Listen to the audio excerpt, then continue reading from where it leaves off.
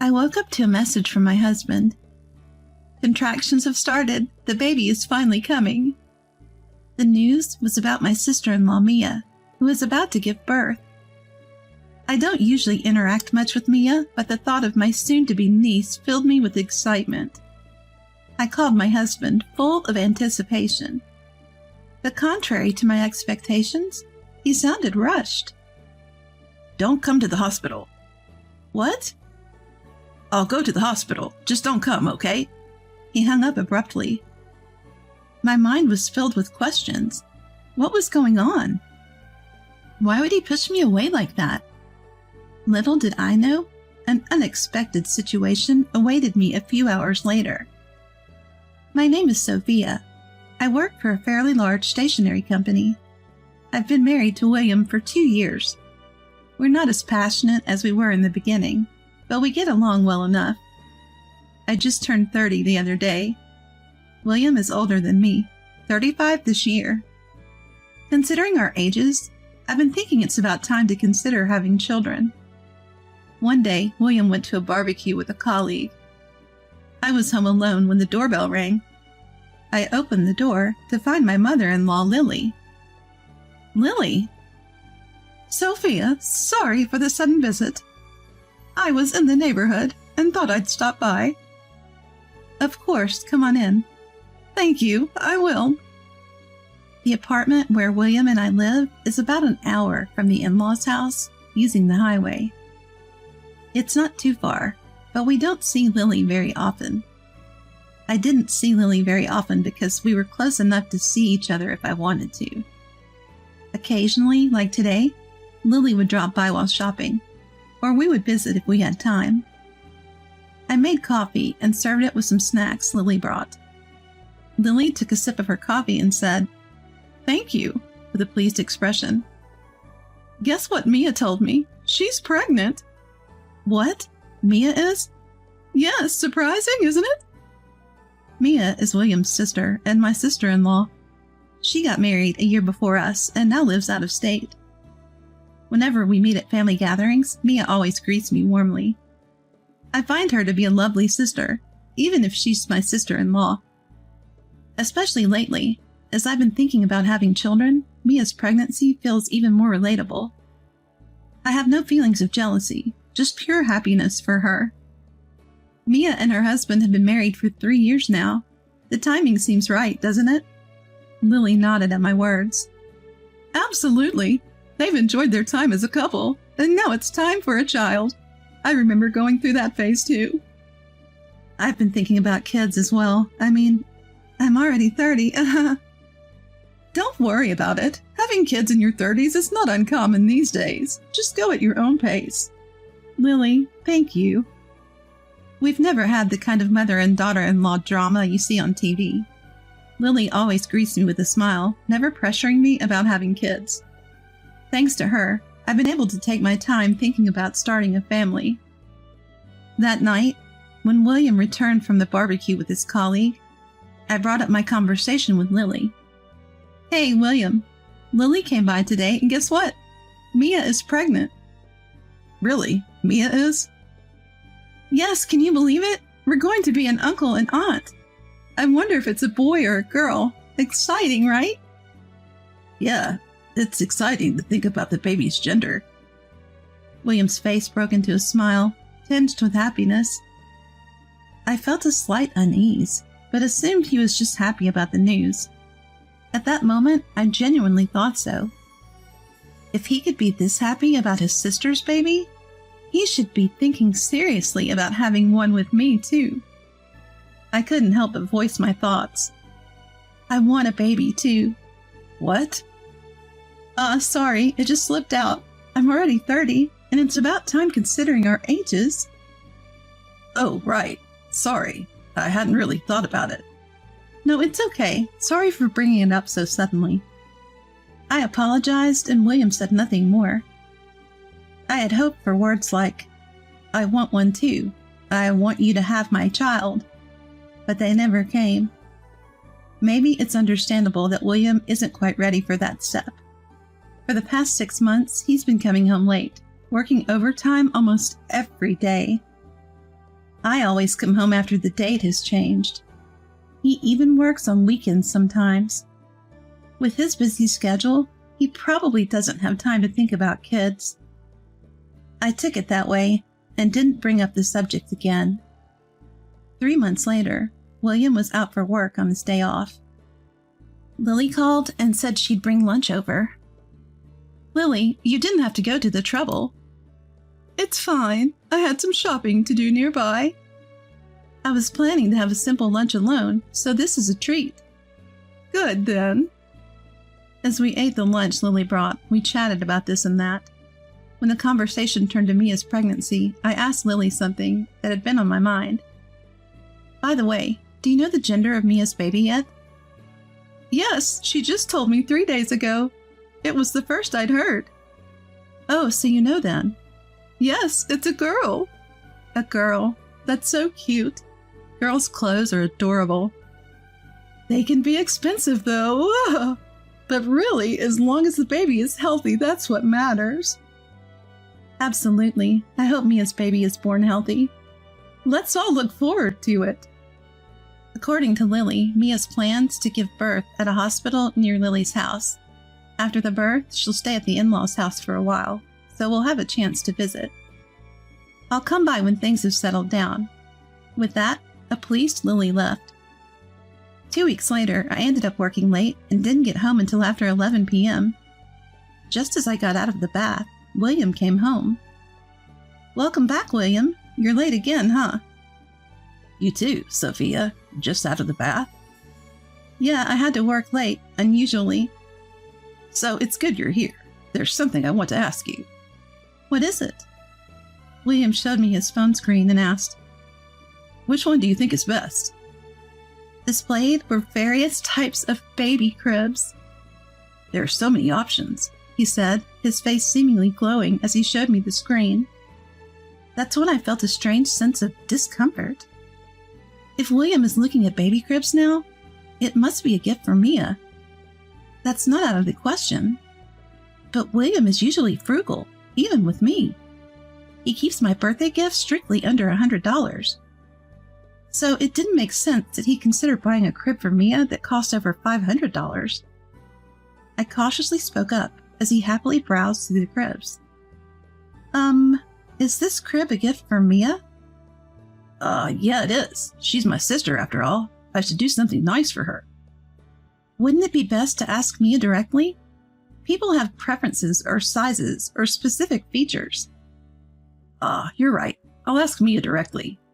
"Yeah, that's probably best." William seemed a bit rushed, and something about the way he spoke felt off. From that day on, my sense of unease about his behavior grew. Whenever he had free time, William was on the phone researching baby items. Not just the typical baby clothes for a gift, but pricier items like baby baths, strollers, and car seats. Normally, those are decisions for the parents-to-be. So why was William so keen on researching baby items? It puzzled me. One day, William came home with a shopping bag from a well-known baby clothing brand. "Ta-da!" he said, happily showing off the newly purchased clothes. "Sophia, look at this. Isn't it super cute?" "Yeah, it's really cute, but it's for a boy, right?" "Huh?" What William had bought was a onesie for newborns, featuring dinosaur illustrations. It was clearly for a boy. Of course, kids can wear whatever they like, but giving a gift meant for the opposite gender would be considered rude. When I pointed this out, William hastily tried to cover it up. "Oh, right. Mia's having a girl." "Why did you say it like you didn't know?" "No, I knew. I just thought this was cute." William quickly put the baby clothes back in the bag and left the living room. "This is a gift for Mia, right?" Then why didn't he gift wrap it? He just took it out of the bag and showed it to me. I had questions about William's puzzling behavior, but chose not to ask anymore. 2 months later, William was working on his day off. While I was cleaning the house, a message from William popped up on my phone. It was news that Mia had gone into labor. "She's in labor? The baby is finally coming?" I was so flustered, I didn't know what to do with myself. Filled with excitement, I called William. "Hello, William. Is Mia giving birth? Which hospital?" Yeah, looks like it. The hospital is a university hospital in the next state. What? Isn't that really far from your parents' house? Well, I can't come back for a while. Why not? Come on, it's obvious. Labor can take hours, and even after that. I see, but are you going to be there from start to finish? Yeah, actually, it seems like the baby might come soon. What? Already? Then I'll head over there right away. Lily often told me that Mia would love to see me, so if the timing worked out, I should visit. But contrary to my expectations, he seemed rushed. Don't come to the hospital. What? Just stay home. You can't do anything here anyway. I might not be able to help, but I want to congratulate Mia. I'll be at the hospital, so just stay home. Don't come, okay? He hung up abruptly. My mind was filled with questions. What's going on? Why did he have to refuse like that? I waited for a few hours, but there was no news of the baby being born. Curious, I decided to call Lily. Lily sounded as calm as ever. Lily, how's Mia doing right now? Huh? Mia? She just went for a walk. A walk during labor? Oh! Lily laughed at my words. Then she told me something unexpected. No, Sophia, the labor is still a ways off. What? The due date is next month. Mia just came over last week. What? Is that true? Don't worry. I'll let you know as soon as labor starts. William, too, of course. At that moment, the worst-case scenario flashed through my mind. The late nights he claimed were due to overtime, the expensive baby cribs he was looking at, and, above all, lying to me about his sister going into labor on a different day. All the discomfort I'd felt suddenly connected. At the same time, a surge of anger welled up inside me. So that's what's been going on. I had believed that William, of all people, wouldn't do this. Well, now, I'm going to make his life a living hell. As I took a deep breath, Lily called my name from the other end of the phone. Sophia! I told Lily the truth. Lily, I think William is cheating on me. What? What do you mean? I can't say for sure, but he sent me this message that he's accompanying Mia in the hospital because she's in labor. What? That can't be. He also bought a onesie for a boy and showed it to me, even though Mia's baby is a girl. You're saying he might have a son with the woman he's cheating with? Probably, yes. A heavy silence filled the air. Lily was the first to speak. Wait for me, Sophia. I'm coming over. What? Right now, Lily? Just wait. Bye. The call ended, and an hour later, Lily and Mia arrived at my house. Mia, too? We heard William's causing a lot of trouble, so we came. I'm sorry, you're pregnant and it must be hard. Not at all. I can't give birth in peace unless we put that idiot William in his place. Mia grinned triumphantly, and Lily smiled confidently next to her. Their presence solidified my resolve. A few hours later, William came home and looked shocked to see the three of us. What? Why? His face turned pale, as if he was about to faint. Mia spoke first. Why? That's my line. I'm not in labor. Wait, no, that's... Who did you confuse me with? There's no way you could confuse that, right? Well, that's... Mia snatched William's phone and looked at the photos. There were multiple pictures of a woman who had just given birth, holding a newborn. Lily confronted William in a low voice. William, what is this? Mom! No excuses, right? If you say it's a misunderstanding, I'll call this woman right now. Please don't. I haven't told her I'm married. You! How much trouble do you have to cause people to be satisfied? William was trembling, his face ashen. I handed him the pre-prepared divorce papers. Sign this now. I'll contact you later about the alimony. Wait, Sophia. I don't intend to divorce you. Don't joke with me. You have a child with another woman, and you expect us to continue as a couple? What you've done is unforgivable. Sign the divorce papers and apologize, you scum. I was so angry, I forgot Lily and Mia were there. In the end, William signed the divorce papers in tears. With the help of Lily and Mia, I consulted a lawyer about the situation, including Harper, the woman he cheated with, and we had a proper discussion. As a result, I demanded compensation from both William and Harper. Harper, who didn't know William was married, had half of her compensation paid by William. Additionally, Harper demanded child support from William. He apparently proposed remarriage to her, but she flatly rejected him, saying, "Just pay the money, you scum. It's all his fault. All I can say is, serves you right." As for me, I still have a relationship with Lily and the others. Mia safely gave birth, and I recently gave her a baby gift.